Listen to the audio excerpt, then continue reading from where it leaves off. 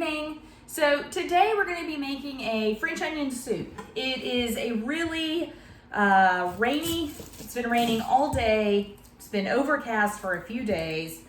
And just kind of dreary day in the winter. So soup sounds absolutely perfect for dinner. So with my French onion soup, I want to start with 8 just kind of average sized onions.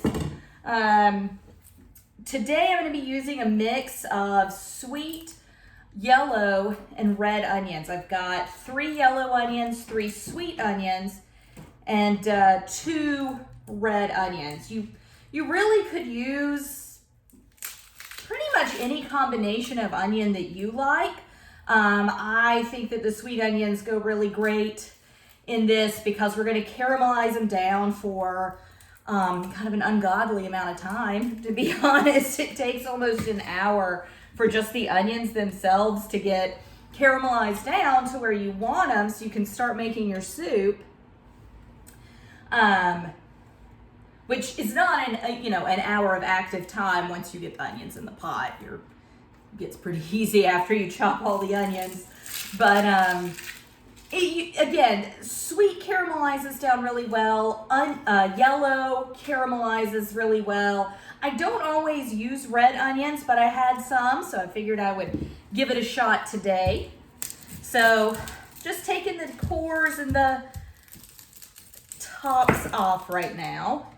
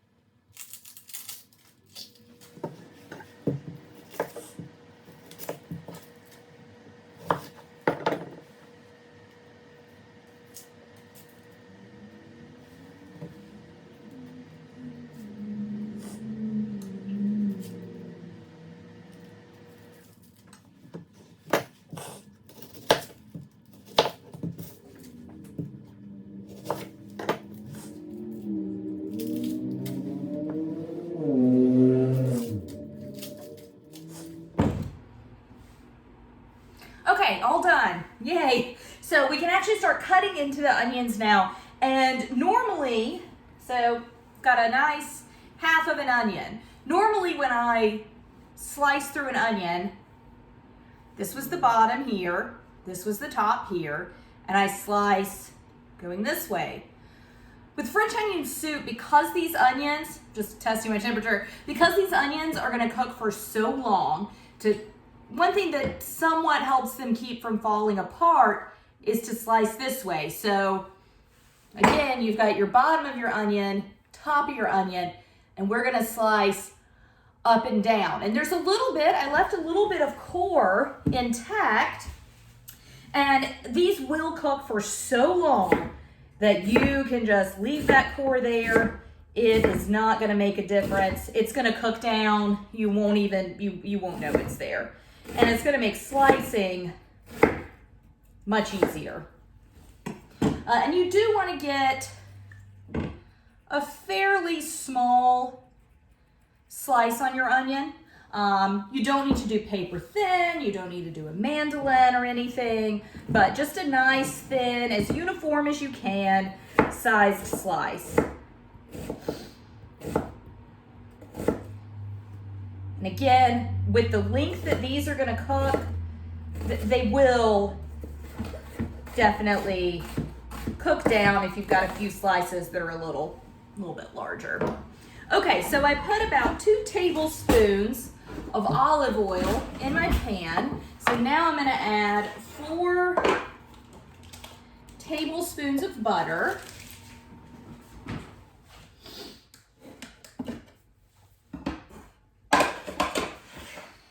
And got my scraper. I'm just going to start cooking these. That butter is going to melt as they cook. And I have this turned up. It's about medium. It started getting a little hot, so while I was, skinning all these, skinning, that's not the term, but I think you know what I mean. Started getting a little hot, so I turned it down. But while I'm getting the onions in the pot, I do want to leave them on about a medium temperature just to kind of help get things started. It is going to help a little bit on cutting down on such a long cook time. But as I said before, even though these cook for a long time, you are peeling, that's the word, you're peeling the onions and then you're slicing the onions. Once you get them in the pot, you're going to come check on them, but you're not really involved at that point.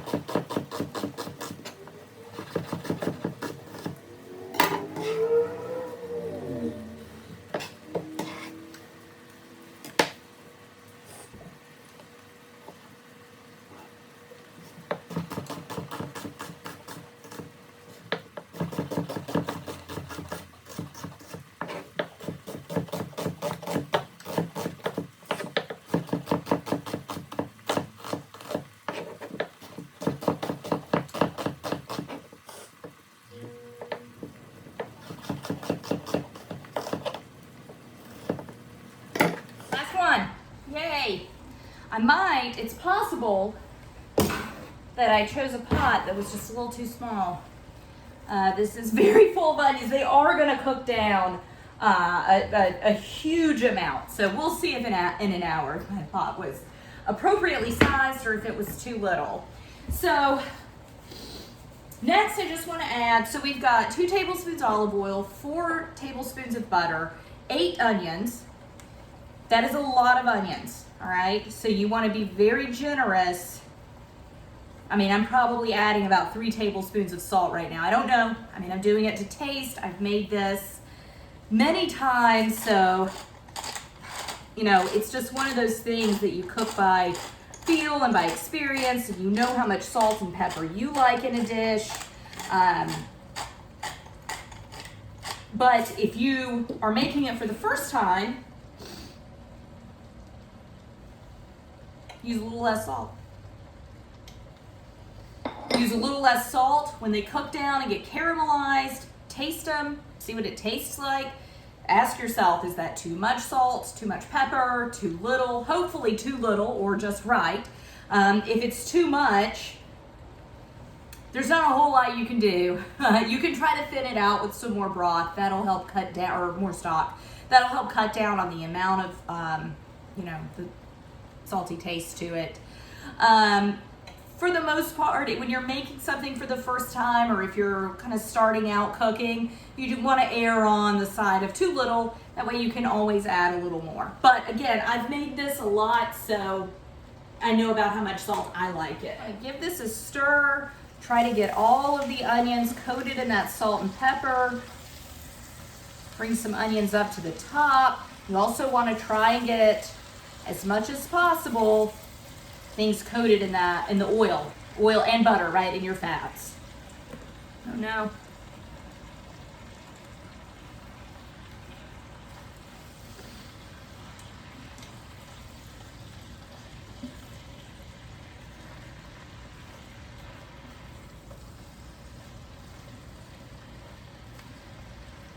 And I can tell as I stir through this that a lot of these onions, the ones that have been on the heat, I'm already getting a little bit of caramelization on those that have been in there longer. I'm definitely starting to see them become translucent, and I'm just seeing them cook down. The more I stir it up and the more I bring what was on the bottom up to the top, the more everything is kind of coming together, and you can begin to see it all breaking down.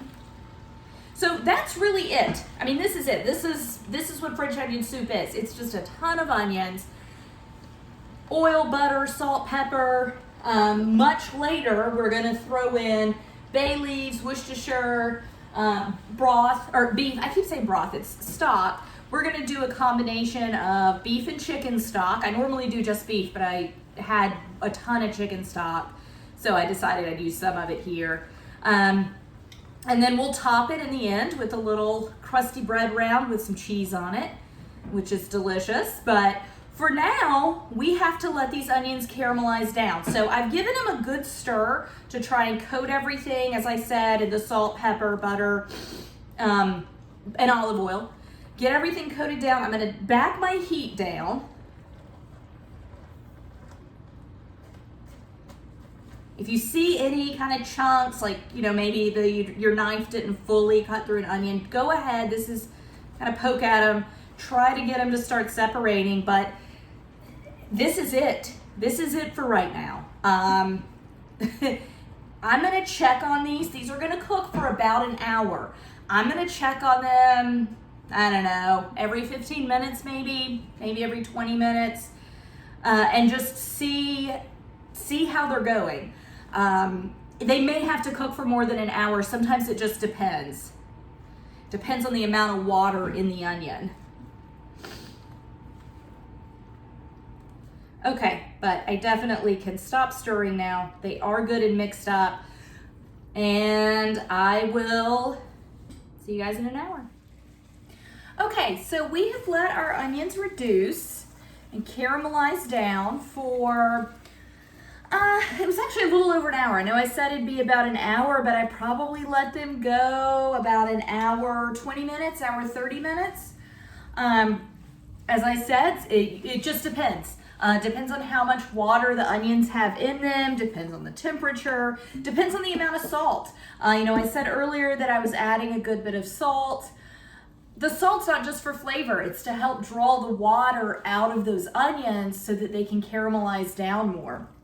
So, as you can see, I know before the onions were, up to this level. You can kind of see the ring where the onions were. The onions have reduced by about 2/3. If just eyeballing it, I'd say about 2/3.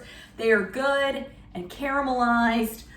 They could caramelize a little bit more, but I'm ready to get going with my soup. So as I said, I would stir these about every 15 to 20 minutes. I probably stirred them about every 20 minutes. And they get to a stage where that liquid gets drawn out. And so it's a very kind of soupy onion broth that's full of sliced onions. But what you're wanting is for that water to evaporate, because that is, you're condensing the flavors down as you get rid of that water. And then of course we're gonna add other flavors back in. But you want the water in the onions to evaporate, and you want the onions to stick just a little bit, not a lot. You don't want them stuck to the bottom of the pan. But when they get to the point where you can move on to the next step, there's a little bit of resistance with just that bottom layer. And you see, and I know y'all can't see, but you would see just a little bit of caramelization on the bottom of the pan. So to get rid of that, I'm gonna add a cup of white wine. A lot of folks will throw brandy in there too. If I had brandy on hand, I would probably put about 2 tablespoons of brandy into the dish. I don't have any on hand, so I'm just gonna use wine. And what I do, can you see how it's ice cubes? So what I do is when I cook with wine and I know I'm not gonna use it up in the next few days, I just freeze them in a little ice cube tray, and I measured them out. My ice cubes are 2 tablespoons each. So it's, I believe they're 1 ounce cubes. 1 ounce is 2 tablespoons. So that's just what I do to kind of save wine if I know I'm not going to end up drinking it later in the next day or two or cooking with it. So, and these will, I just popped them out of their ice cube tray, and they're already melting a good bit. They'll start melting down pretty much immediately. So we want to add a cup of wine. And so when you're adding in the wine, a lot of recipes call for adding wine and then cooking with wine. Let the wine cook down. What does that mean? I didn't know for a long time, and I finally realized that what it means is that when you smell the fumes that are coming off the food, it just means that you want to no longer smell alcohol fumes. That means that the alcohol has cooked out, and that you're left with is everything else about the wine that's going to add a lot of good flavor into the dish. So we just want to wait for this dish to stop smelling alcohol fumes when we stand over it. Okay, so I don't smell any more alcohol, so I'm going to move on to my next step, which is adding a tablespoon of Worcestershire sauce.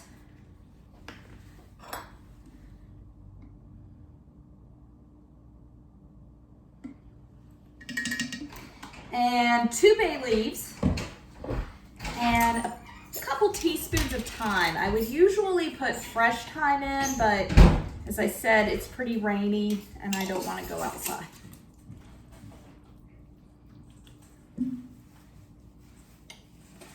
And then we're going to add in our stock. So as I said, it's running, had more chicken stock than I needed, so I'm going to do half beef and half chicken.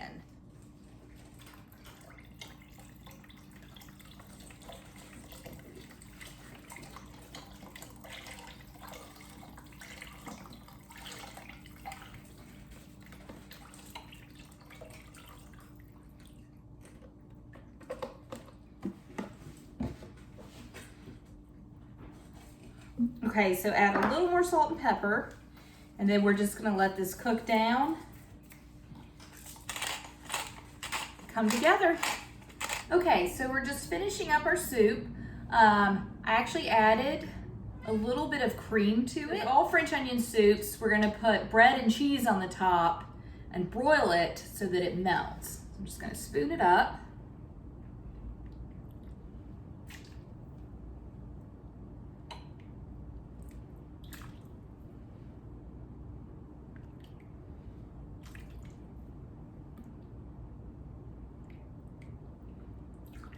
And I think in the future, if I were going to do this creamy version again, I would probably decrease the amount of stock and replace it with cream instead of just adding cream to it.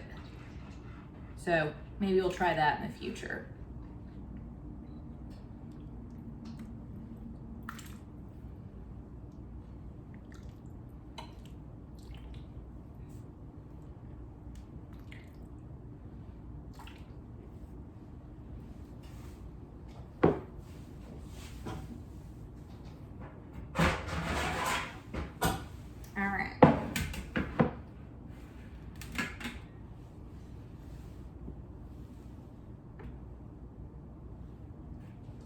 Okay, so I'm gonna top them with bread.